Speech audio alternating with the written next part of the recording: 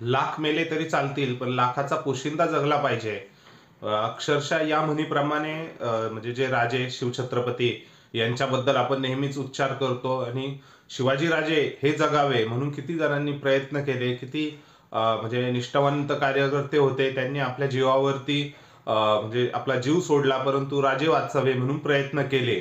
या सर्व प्रकरणांवरती आजही आपलं तसंच चाललेलं आहे. आपली लोकशाहीचाही पाया तसाच भरला गेलेला आहे की पंतप्रधान पद असू द्या, मुख्यमंत्री पद असू द्या, यांना स्पेशल सिक्युरिटी दिली जाते. का तर का ते जगले पाहिजे, कारण बाकीची प्रजा आहे, जे आपण आहोत, त्यांच्यावरती कुठंतरी त्यांचा फायदा व्हावा किंवा त्यांचं संरक्षण व्हावं म्हणून हे नेते जपले पाहिजे, नेते टिकले पाहिजे, त्यांच्या जीविताला हानी नकोय. आता जीविताचं द्या सोडून, म्हणजे हे खूप मोठे शब्द झाले, कारण पहिल्या लढाया व्हायच्या, मृत्युमुखी पाडले जायचे. आजच्या काळात तसं नाहीये. छुपे लढाया होतात, मर्डर असू द्या, हत्या, ह्याच्या सगळ्या ज्या होतात वेगवेगळ्या प्रकरणातनं, त्यातनं ही सिक्युरिटी देण्यात आलेली आहे. कारणही तसंच आहे. भरपूर त्या पदावरती निर्णय असे घ्यावा लागतात, त्यामुळे त्यांच्यावरती इश्यू येण्याचा प्रयत्न आहे. असो, हे मी का बोलतोय ह्या संदर्भात आपण पूर्ण व्हिडिओ बघा, तुम्हाला कळेलच. आपण आज बोलतोय संतोष देशमुख, जे बीड मध्ये मस्साजोगचे सरपंच होते, त्यांच्या हत्याकांडाला आज 75च्या वर दिवस होऊन गेलेले आहे.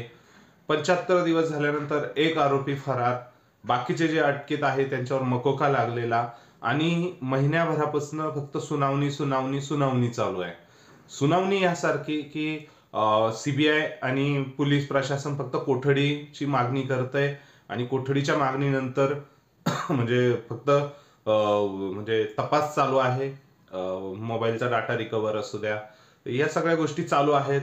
काही अपडेट आता सोशल मीडियामध्ये किंवा माध्यमांमध्ये तुम्हाला दिसत नाही. याचं प्रमुख कारण म्हणजे मुख्यमंत्री देवेंद्र फडणवीस यांच्याशी ही लिंक असू शकतं, आणि भारतीय जनता पार्टी च्या कार्यकर्त्याशी, म्हणजे हे जे मस्साजोगचे सरपंच आहेत तेही भाजपाचेच कार्यकर्ते होते. पण त्याचा संदर्भ आपण पुण्यात ज्या घटना घडली, पुण्यात जे मुरलीधर मोहोळ आहेत, जे खासदार आहेत, मंत्री आहेत केंद्रामध्ये, त्यांच्या कार्यकर्त्याला रस्त्यावरती म्हणजे ट्रॅफिक अडवली म्हणून त्याने विचारणा केल्यानंतर त्याला मारहाण करण्यात आली.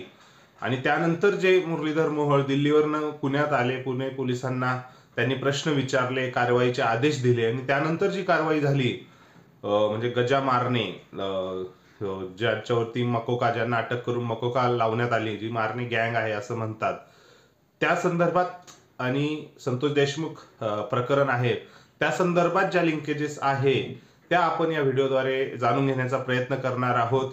मुख्यमंत्री देवेंद्र फडणवीस आणि मुरलीधर मोहोळ दोघेही भाजपचेच आहेत. त्यांचाही आपण कार्यपद्धतीवर थोडी चर्चा करणार आहोत, आणि न्याय मिळवण्यासाठी संतोष देशमुख यांच्या मुलीला 12वीचे पेपर चालू असतानाही अन्नत्याग त्यांनी चालू केलेला आहे ग्रामस्थांनी मस्साजोगच्या, त्यावरही थोडासा विचार करणार आहोत. पूर्ण व्हिडिओ बघा, व्हिडिओ आवडल्यास लाईक करा, आपल्या चॅनलला सबस्क्राईब करायला विसरू नका. सर्वप्रथम आपण बोलतोय पुण्यातील जी घटना घडली, म्हणजे मारहाण झाली तिथल्या कार्यकर्त्यांना. भाजपचे कार्यकर्ते होते, मुरलीधर मोहोळ यांच्या ऑफिसचे कार्यकर्ते होते.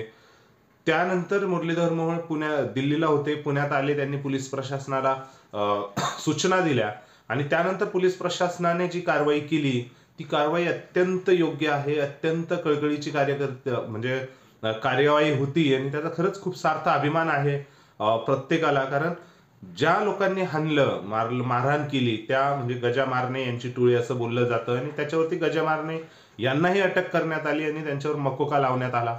त्यांच्या वकिलांचं वेगळं म्हणणं आहे, ठीक आहे, ते पुढे होईल. परंतु ह्या सर्व गोष्टींवरनं कुठेतरी एक वाटतंय की म्हणजे भाजपचा कार्यकर्त्याला मारलं, म्हणजे कुठलाही कार्यकर्ता असू द्या, त्यात म्हणणं नाहीये, परंतु ज्या तत्परतेने मुरलीधर मोहोळ हे दिल्लीवरून पुण्यात दाखल झाले आणि या प्रकरणामध्ये स्वतः लक्ष घातलं, त्या पद्धतीने मस्साजोग येथील संतोष देशमुख हत्याकांडात कुणीच पुढे आलं नाही. म्हणजे संतोष देशमुख हे भाजपचे कार्यकर्ते होते, बूथ प्रमुख होते, तिथले आमदार, म्हणजे महाराष्ट्राला मी एक कमेंट सेक्शन मध्ये कमेंट करावं म्हणतो, आपल्या तुम्ही जेवढे लोक ऐकताय तेवढ्यांना, मस्साजोग येथे जे संतोष देशमुख यांचं म्हणजे मारहाण अत्यंत निर्गुणपणे मारहाण करून त्यांचा खून झाला, ते भाजपचे कार्यकर्ते होते, सरपंच होते आणि त्यांनी ज्या आमदारासाठी काम केलं म्हणजे त्यांच्या विधानसभेचा आमदार कोण आहे तुम्हाला माहिती आहे?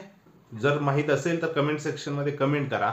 तो आमदार भाजपचाच आहे, परंतु तो आमदार अक्षरशः फक्त एकदा विधानसभेमध्ये बोलताना बोलला, त्यानंतर गायब आहे. म्हणजे काय प्रकार आहे हा मला माहित नाही. त्यानंतर सुरेश धस असू द्या, म्हणजे जे काही मनोज जरांगे असू द्या, सर्वपक्षीय लोक असू द्या, त्यांनी आवाज उठवला. वाल्मिक कराड यांना अटक झाली. वाल्मिक कराड यांना अटक झाल्यानंतर मकोका लागला. त्यानंतर अक्षरशः म्हणजे एक आरोपी तुम्हाला सापडत नाहीये बीड पोलिसांना. नवनीत कमावत आल्यानंतर काही प्रकार बीडमध्ये झाले, नाही तर खूप परिस्थिती तिथे वाईट होती पोलीस प्रशासनाची. हे खुद्द मुख्यमंत्र्यांनीही ऍक्सेप्ट केलेलं होतं. आणि त्यानंतर कुणीच वाली नाहीये, म्हणजे संतोष देशमुख यांना खरंच कुणी वाली नव्हता त्यांच्या न्यायासाठी लढण्यासाठी. नाहीतर त्यांचं कुटुंब असू द्या, त्यांची मुलगी असू द्या, 12वीची वैभवी देशमुख, 12वीचे पेपर चालू आहे तिचे, तिला पेपर सोडून अन्नत्याग आंदोलन करावं लागतंय. याचा अर्थ तुम्ही समजून घ्या. ह्या प्रकरणामध्ये जेव्हा राजकीय लोक असे पोशिंदे जगवायचे कशाला, म्हणजे अक्षरशः शब्दशः अर्थ घेऊ नका, परंतु असेच जर राजकारणी लोक असतील तर आपल्याला त्यांना जगून तरी काय करायचंय. म्हणजे त्यांना आपण आपल्या भल्यासाठी, म्हणजे उद्या प्रजेला ते कुठेतरी योग्य दिशेला नेतील, परंतु ह्या सर्व गोष्टींमध्ये एक मंत्री गुंतलाय, मंत्र्याचा जवळचा माणूस आलाय म्हणून तुम्ही जर असं करत असाल. फास्ट ट्रॅक वरती अजून ती केस घेतलेली नाहीये. उज्ज्वल निकम यांची नियुक्ती करायची ती अजून केलेली नाहीये. तर देवेंद्र फडणवीस यांचं म्हणजे तत्परता काय आहे? तुमचा भाजपचाच कार्यकर्ता होता, तुम्ही जर असं करताय, म्हणजे कंपॅरिझन जर तुम्ही केलं, देवेंद्र फडणवीस यांनी जी ही केस सांभाळली तिथल्या भाजपच्या आमदार तर गायबच झाल्या, त्या म्हणजे त्यांनी तर काही रसच दाखवला नाही. देवेंद्र फडणवीस तुमची नैतिकता होती, तुम्ही ऍज अ मुख्यमंत्री आहे, भाजपच्या कार्यकर्त्याला जर असा खून झालेला आहे भाजपच्या कार्यकर्त्याचा, म्हणजे कुठल्याही माणसाचा, मी काही बोलत नाही, परंतु एक मुरलीधर मोहोळ यांनी जे काही आता दिलेलं आहे, जे काही आता ऍक्शन्स घेतलेले आहे पुणे पोलिसांच्या संपर्कात राहून, त्या तुम्हाला का घेता आल्या नाही? तुम्ही का पुढाकार घेत नाही आहात? उज्ज्वल निकम यांना तुम्ही का अजून नियुक्त केलेलं नाहीये? त्यांना आपण पद्मश्री दिलाय उज्ज्वल निकम यांना. आता उज्ज्वल निकम यांची का जरूरत आहे इथे तुम्हालाही माहिती आहे. सरकारी वकील अब्सेंट होता जेव्हा सुनावणी होती नवीन जेव्हा या प्रकरणाची, सरकारी वकील का आलाच नाही. याचा अर्थ कुठेतरी दबाव आहे. आणि तुम्ही अजूनही जर प्रकरण फक्त शांत होण्याची वाट पाहताय तर देवेंद्र फडणवीस तुम्ही नक्कीच मुख्यमंत्री म्हणून फेल आहात. राजकारणी म्हणून तुम्ही कदाचित चुकीच्या लोकांच्या संपर्कात राहून तुम्ही अजूनही 10 आमदार वाढवशाल तुमच्या पक्षाचे, पण नैतिक महाराष्ट्रात जे विचाराने चालतो महाराष्ट्र, त्या राज्याचे मुख्यमंत्री म्हणून तुम्ही स्पेशल फेल आहात.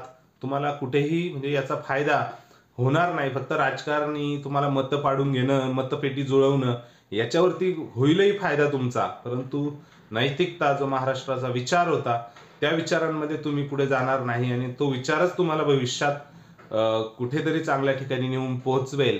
अन्यथा हे राजकारण काय आहे, 2-4 आमदार इकडं तिकडं त्या वोट बँकिंगसाठी जर तुम्ही करत असाल तर ते 5 वर्षाच्या वरती जास्त टिकणार नाही. मला असं स्पष्ट मत आहे माझं.